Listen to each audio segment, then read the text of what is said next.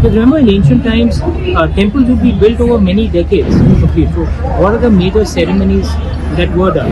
At the beginning of the construction itself, there's a ceremony that happens to mark out the Garbha Griha. The second puja that happens is once the Garbha Griha is complete.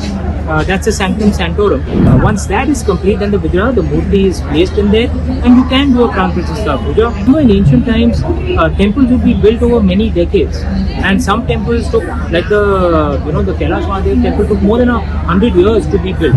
So the architect knew he would not be alive when the temple would be complete. So what are the major ceremonies that were done? What I learned from my grandfather was that at the beginning of the construction itself, there's a ceremony that happens to mark out the Garbha Griha. Okay, that's the first major puja.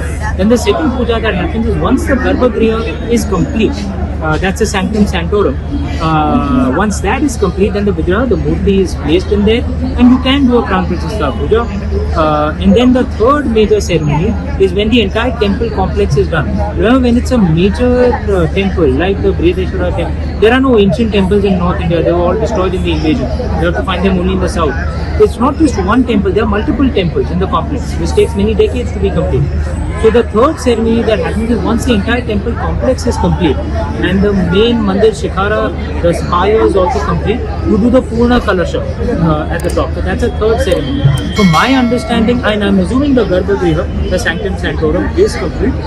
So my understanding was that the Pran Pratishtha can happen. Okay, what is the difference between consecration and Pran Pratishtha? Look, consecration is a Western term. In their interpretation of their religion, the divine is something that exists outside of the universe, and the universe, or everything, is a product of sin. It's a product of guilt, right? So therefore, consecration is when you make something divine.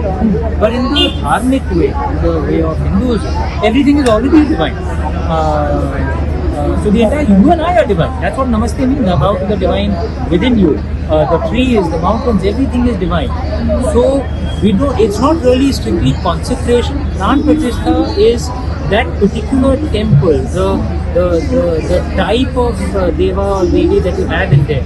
That force is infused into that Murti through that Pran Pratishtha. Like in the Ram Janmabhoomi, Lord Ram is there as a lalla, right, as a child.